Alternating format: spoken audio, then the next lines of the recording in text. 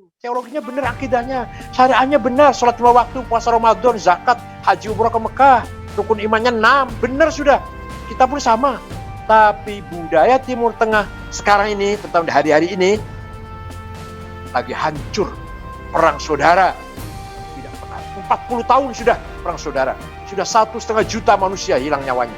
Irak, Afghanistan, Somali, Libya sampai sekarang belum selesai. Suriah belum selesai juga.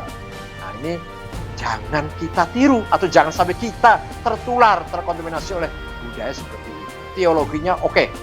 Kita baca Quran bahasa Arab, sholatnya bahasa Arab, azan bahasa Arab, syariat kita sumbernya dari Arab, kitab Arab, oke. Tapi budayanya, kepribadian, akhlak, jati diri, karakter kita punya sendiri. Yang menurut saya lebih mulia daripada gaya orang Arab kita ini.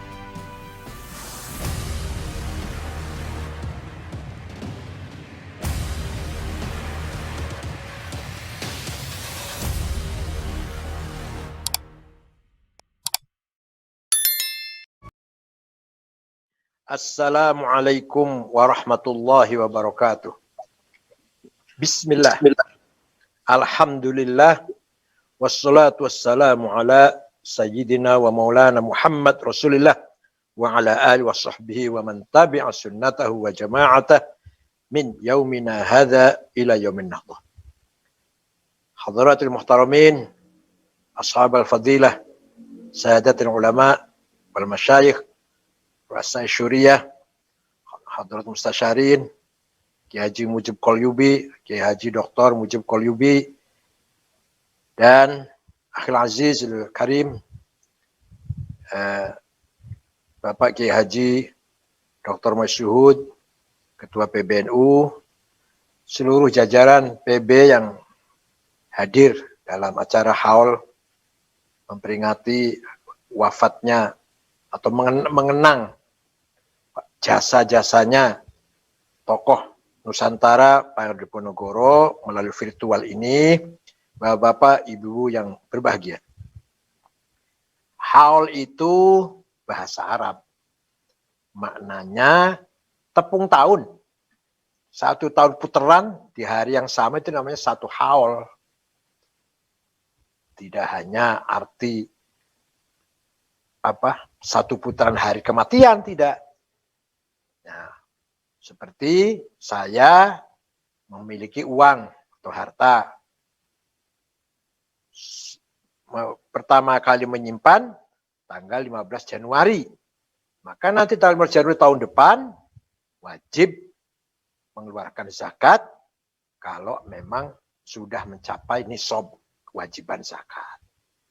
Nah, di Timur Tengah ada acara seperti kita haul namanya Dzikra Wafati Fulan. Pernah ada acara di Damaskus besar, Dzikra Wafatil Imam Al-Ghazali, para ulama sedunia datang. Pernah juga kalau di Mesir biasa itu Dzikra Wafatil Sayyidah Zainab, Sayyidina Husain, apalagi di Iran. Dan kalau di istilah kita haul di sana namanya Dzikra Wafati Fulan. Bahkan Raja Hasan Maroko pernah mengadakan Dzikra Wafati filosof Aristoteles. 23 sana, 23 qarn. Memperingati wafatnya filosof Aristoteles yang ke-23 abad. Itu Raja Hasan Maroko, bapaknya raja yang sekarang. Tapi kemudian menjadi terminologi Nusantara, khas Nusantara, haul diartikan memperingati kematian. Padahal haul itu sendiri maknanya 1 putaran tahun, putaran. Dalam tanggal hari yang sama, itulah 1 haul, 1 putaran. Hari lahir juga bisa haul namanya. Dzikrul Milad. Tapi yang sudah menjadi budaya, menjadi ciri khas Islam Nusantara, haul diartikan dzikrul wafat. Kenapa kita kalau Nabi Muhammad yang diperingati maulidnya, hari lahirnya. Kalau selain Nabi Muhammad, hari wafatnya. Itu kenapa itu? Karena kalau Nabi Muhammad SAW sejak lahir sudah membawa rahmat. Sudah membawa mukjizat. Waktu lahir itu. Sudah jelas yakin. Ini anak membawa rahmat. Sampai-sampai diterangkan dalam Barzanji. Kamarnya Sayyidah Aminah bersinar. Semua orang di penjuru itu melihat ada sinar dari pojok kamarnya Sayyidah Aminah. Di antara yang melihat, Abu Lahab juga melihat. Itu ada apa di kamarnya Aminah itu kok bersinar. Menyuruh budak perempuannya Thuwaibah. Ternyata lahir seorang anak putra yang dinamakan Muhammad. Abu Lahab bangga punya ponakan laki-laki lahir. Karena pamannya Abu Lahab itu. Tapi paman tiri ya, bukan tidak. Lain ibu dengan Said Abdullah. Nah, kemudian Thuwaibah dibebaskan dari perbudakan. Nah ini dalam hadis dikatakan nanti Abu Lahab setiap hari Senin diangkat dari neraka, padahal itu nerakanya dinas sudah tabat ya dia bilang tab saslanaron Lahab, tapi nanti setiap hari Senin diangkat karena sekali saja seumur hidup berbuat gembira menghormati lahirnya Nabi Muhammad SAW. Kalau selain Nabi Muhammad begitu lahir belum tahu ini anak mau jadi apa ini. Mau jadi orang baik apa jadi orang jahat? Mau orang berjasa apa orang kurang ajar? Kita nggak tahu. Ternyata sosok ini orang baik. Kiai Hashim, Kiai Mahrus Ali, Kiai lain-lain lah. Kiai Ali Maksum. Ternyata menjadi ulama besar, berjasa, membina masyarakat dan pesantren, berjasa besar dalam dakwah lah pokoknya. Lagi sedang mengalami puncak suksesnya, sedang dalam keadaan yang sukses, mencapai puncak kesuksesan, wafat, meninggal. Nah di hari wafat itulah masyarakat Islam atau santri-santrinya minimal, murid-muridnya, santrinya, masyarakatnya menangisi wafatnya ulama tersebut. Maka setiap hari wafatnya, 1 putaran 1 tahun, diperingati, yaitu ketika hari ini Kiai Hashim Asy'ari atau Gus Dur wafat. Jadi itu kita bisa mengenang wafatnya beliau, almarhum Gus Dur misalkan, hari ini wafatnya di Jakarta, dibawa ke Tebuireng, disambut oleh masyarakat ratusan ribu, itu nanti mengenang begitu. Itu dalam arti haul dzikra wafati fulan atau seorang alim siapapun, contohnya Gus Dur lah. Maka selain Nabi Muhammad yang kita peringati adalah dzikra wafatih, bukan dzikra miladih. Nah, kemudian kenapa kita repot-repot menghauli ulama besar, apalagi ziarah kubur, tawassul, minta tolong, itu apa sih? Ziarah kubur, berdoa di kuburan. Itu dalam rangka komunikasi spiritual. Kita yang masih hidup yang ada fisiknya ini, rohani kita parsial. Rohani kita terikat, terhalang oleh fisik. Maka menjadi rohani yang parsial. Furoda, afrod.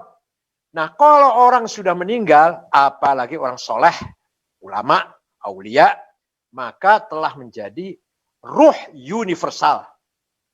Nafas universal, nafsul kulliyah. Ruhul kulli, nafsul kulliyah. Maka kita yang masih parsial ini komunikasi silaturahim, silaturruh.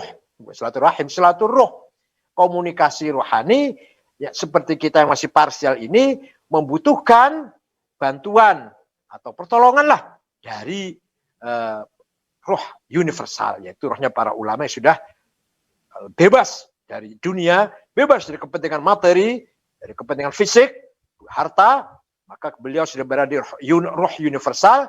Kita yang masih dunia ini komunikasi dengan roh universal tersebut. Nah, kalau Nabi Muhammad jelas ada ayat Qur'annya, bisa membantu atau memberi pertolongan syafaat kepada siapapun yang minta tolong asalkan beliau berkenan.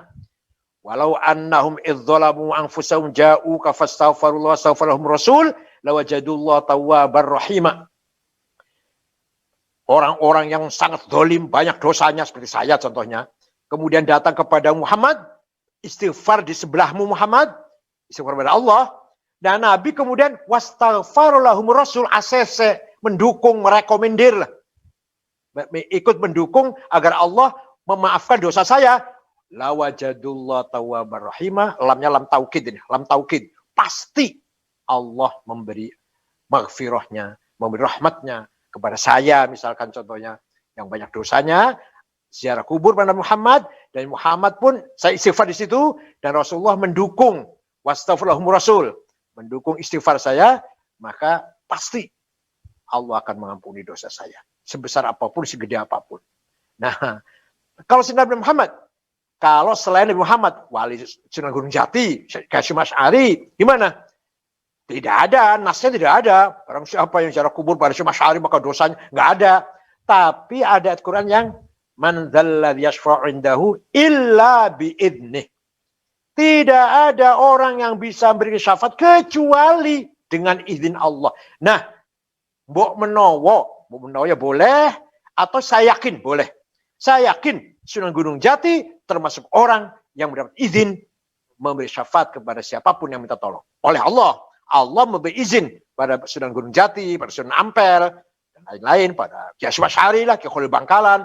Allah memberi izin agar beliau-beliau memberi syafaat kepada yang minta syafaat.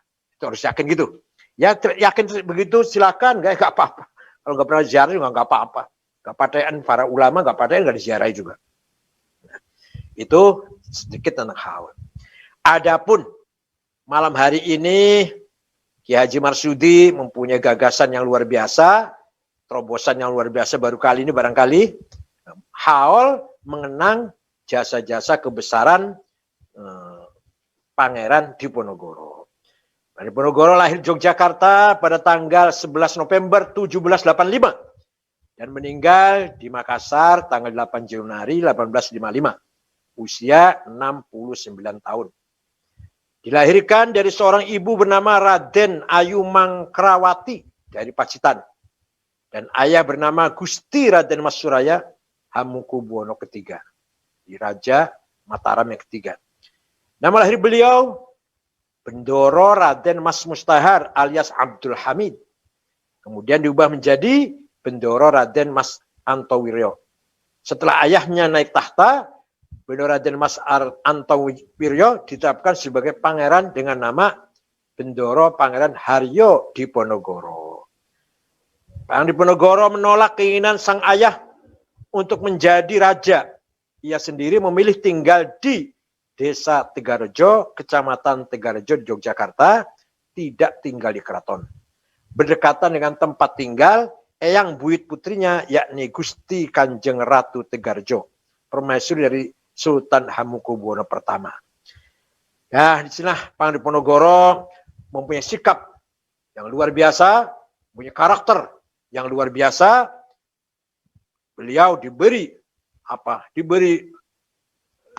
petunjuk oleh Allah, diberi kekuatan oleh Allah agar menolak keberadaan Keraton Jogja yang waktu itu sudah dimasuki, dikontaminasi oleh Belanda. Waktu itu residen Belanda mengendalikan Patih Danurejo ketika Hamengkubuwono yang kelima tahun 1822 masih berumur 3 tahun. Di sini mulailah Pangeran Diponegoro keluar dari keraton melawan Belanda selama 5 tahun. Belanda kerepotan sampai rugi besar, hampir bangkrut. Rapat di Den Haag sana, bagaimana cara mengalahkan ini Abdul Hamid ini atau Diponegoro ini. Keputusannya, konon katanya ada yang sudah tahu watak orang Jawa. Orang Jawa itu jangan dilawan, jangan dikasari. Nanti dia akan melawan, akan bertahan. Tapi orang Jawa itu harus dijunjung, dilem-lem, dipuji-puji. Itu nanti katanya nanti lemah kalau dipuji-puji itu. Betul. Diponegoro ditipu lah. Ditipu, katanya mengajak damai, dijemput dengan dihormati besar-besaran. Ternyata setelah sampai ke Magelang, ditangkap dan dibuang ke Manado dulu, kemudian ke Makassar. Siapakah beliau itu sebenarnya? Beliau santri dari Kiai Hasan Besari Jetis Ponorogo, Tegal Sari Jetis Ponorogo. Kiai Hasan Besari terkenal, Kiai besar, bahkan konon Nyai Hashim Asy'ari masih keturunan dari sana. Ibunda Kiai Hashim Asy'ari. Nah, Kiai Abdul Hamid, Saudara Abdul Hamid ini menulis dengan tangannya sendiri kitab Fathul Qorib, takrib. Sampai sekarang masih ada di Museum Kedu. Kitab tulisan tangan, Fathul Qorib tulisan tangan Pak Diponegoro, dan kursinya tempat beliau duduk ketika menulis kitab itu. Beliau juga mondok di Kiai Taftazani Kertosono. Kemudian ngaji tafsir Jalalain dengan Kiai Haji Baidui Bagelen. Kemudian terakhir Abdul Hamid ini ngaji ilmu hikmah. Karena kalau sudah punya ilmu syariat harus didasari dengan ilmu hikmah. Wa yu'allimuhumul kitab wal hikmah. Kitab dulu, sains dulu, teknologi dulu, baru wisdom.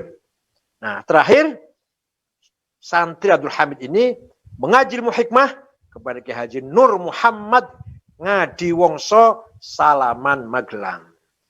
Itulah ternyata Pak Diponegoro adalah seorang santri, seorang ulama.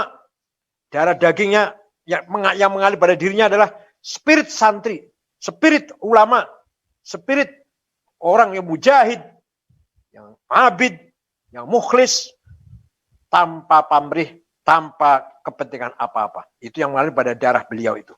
Karena dididik oleh para kiai-kiai yang luar biasa, kiai-kiai khawas, kiai-kiai sepuh yang mempunyai kearifan, punya wisdom, hikmah, maka ajarannya masuk ke dalam hatinya, atau ke dalam kepribadiannya Pak Diponegoro, nggak menjadi ulama sekaligus pejuang. Nah, di sini tadi sudah disinggung banyak oleh Pak Marsudi bahwa Pak Diponegoro kalau kita bicarakan dengan kacamata sekarang, beliau seorang nasionalis, seorang cinta pada negerinya, seorang aktivis nasionalis, tapi juga seorang ulama nasionalis yang religius. Sosok Diponegoro itu. Artinya apa artinya? Artinya sejak dulu para wali songo, para ulama, para murid-muridnya juga, semuanya sudah berhasil memiliki metode dakwah, memiliki karakter dari metode dakwah yang dibentuk itu, mewujudkan karakter yaitu orang yang menerima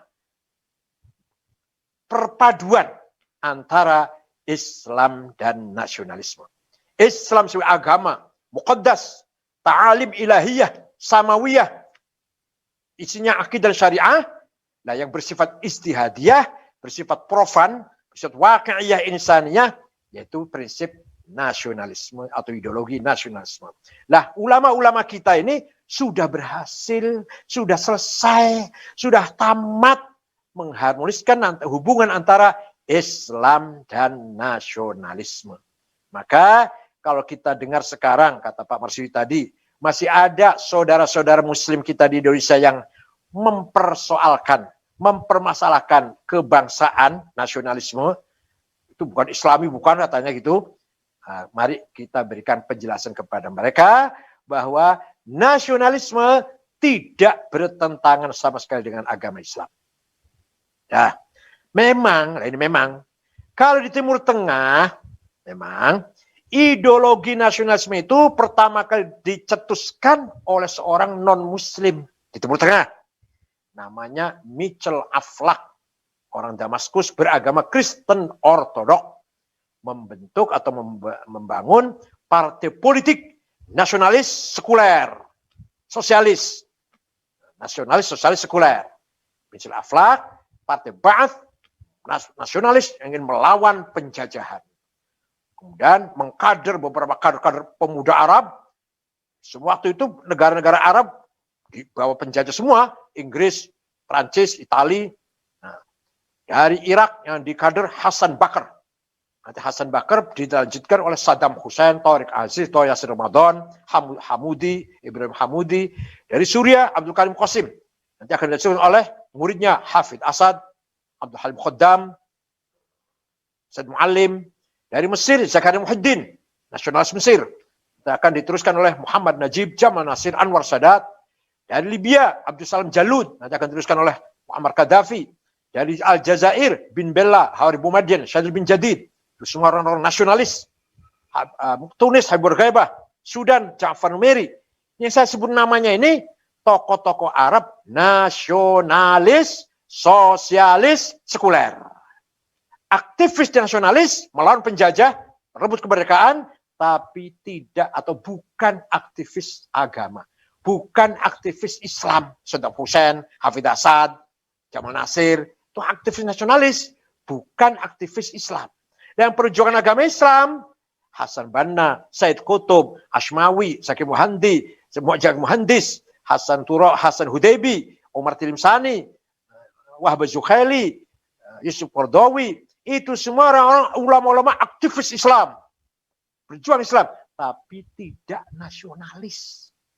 Tidak punya cita-cita nasional. Tidak punya semangat nasional, kebangsaan. Nah, itu di Timur Tengah. Kalau di kita tidak, beda dong, beda. Hashim Asy'ari, pejuang Muslim, pejuang Islam, 100%. Juga pejuang nasionalis, 100%. Ya Ahmad Dahlan, Muhammadiyah. Ya Jagus Salim, Syariat Islam. Sulaiman Rasuli, Wasliyah. Kiai Sanusi, Kiai Abdul Halim, PUI itu juga sama, religius nasionalis. Maulana Zainuddin, Lombok Timur, pendiri NW, Nahdlatul Wathon, sama religius nasionalis. Artinya apa? Artinya bahwa kita sudah punya prinsip sendiri, punya ta'alim mabadi sendiri, yaitu kita sudah berhasil mengharmoniskan antara teologi, yaitu agama Islam, dengan politik kebangsaan. Sudah selesai. Tinggal ayo kita rawat, kita perkuat, kita jaga. Kalau ada orang selalu pidato, mari kita jaga keutuhan NKRI. Itu jangan diartikan cuma keselamatan geografi. Itu penting, ya, iya. Jangan sampai tanah kita, laut kita diambil oleh tetangga satu jengkal pun, itu ya. Tapi yang paling penting lagi, menyelamatkan budayanya, menyelamatkan kepribadiannya, tipologinya, khosoisnya. Itu harus kita jaga, kita selamatkan. Silakan sekolah di Arab. Saya 13 tahun, Pak Quraish Shihab, Pak Agil Munawar, Pak Alwi Shihab, Gus Dur, Gus Mus, itu Arab semua tuh. Mondoknya di Arab semua itu. Pulang bawa ilmu, tidak bawa budaya Arab. Kenapa? Karena budaya kita lebih unggul daripada budayanya loh ya, budayanya. Kalau teologinya sama, akidah, syariah sama kita orang Arab. Tapi begitu bicara budaya kita beda. Silakan sekolah tuntut ilmu di Amerika, Eropa, Australia, silakan. Pulang bawa teknologi, jangan bawa budayanya. Kenapa? Karena budaya Amerika, budaya Eropa tidak cocok dibawa ke Nusantara ini. Kita punya budaya sendiri. Wa innamal umamul akhlaqu ma baqiyat fanhumu dhahabat akhlaquhum dhahabu. Martabat sebuah bangsa adalah budayanya. Budayanya baik, martabatnya tinggi, budayanya hancur, martabatnya akan hancur. Ini Shawki Bik, penyair Shawki Bik dari Mesir, tidak mengatakan, mohon maaf, tidak mengatakan wa innamal umamul adyanu ma baqiyat, martabat bangsa tergantung agamanya. Kalau agamanya benar maka tidak. Dalam hal ini tidak, konteksnya bukan agama, bukan teologi. Jadi walaupun akidahnya benar, syariatnya benar, kalau budayanya bangkrut, hancur seperti Timur Tengah perang saudara nggak selesai itu, ya hilanglah martabat bangsa itu. Teologinya benar, akidahnya, syariatnya benar, sholat 5 waktu, puasa Ramadan, zakat, haji umroh ke Mekah, rukun imannya 6, benar sudah. Kita pun sama. Tapi budaya Timur Tengah sekarang ini, terutama di hari-hari ini, lagi hancur. Perang saudara yang tidak pernah. 40 tahun sudah perang saudara. Sudah 1,5 juta manusia hilang nyawanya. Di Irak, di Afghanistan, di Somali, di Libya sampai sekarang belum selesai. Suriah belum selesai juga. Nah ini jangan kita tiru atau jangan sampai kita tertular, terkontaminasi oleh budaya seperti itu. Teologinya oke. Kita baca Quran bahasa Arab, sholatnya bahasa Arab, azan bahasa Arab, syariat kita dari sumbernya dari Arab, kitab Arab. Oke. Tapi budayanya, kepribadian, akhlak, jati diri, karakter kita punya sendiri. Yang menurut saya lebih mulia daripada budaya orang Arab kita ini. Budayanya loh ya. Cara pola pikirnya, perilakunya, menyikapi suatu kita lebih mulia, lebih tinggi daripada budaya mereka. Terima kasih kepada Kiai Haji Marsudi yang telah mempunyai ide yang sangat brilian, sangat cerdas, yaitu menghauli Pangeran Diponegoro dalam rangka menggali nilai-nilai Islam Nusantara. Bukan merubah akidah, bukan merubah syariah, naudzubillah, tapi kita ingatkan bahwa Islam Nusantara, Islam yang harmonis antara teologi, syariah, dan budaya. Akidah, syariah, dan budaya. Sudah selesai sejak dibangun oleh para wali, para ulama, dan para kiai-kiai pesantren. Tokoh-tokoh Nahdlatul Ulama. Banyak lagi yang bukan NU juga banyak. Tidak hanya NU. Seperti yang tadi saya sebutkan tadi. Syukran wa dumtum fil khair wal barakati wan najah. Yahfadkum jami'an minal ahad wal afat. Wa yahfadkum من الفتن والمحن والطاعون والأمراض والأسقام ويأخذ بأيديكم من الفتن والخير والله يوفقكم للطريق والسلام عليكم ورحمة الله وبركاته.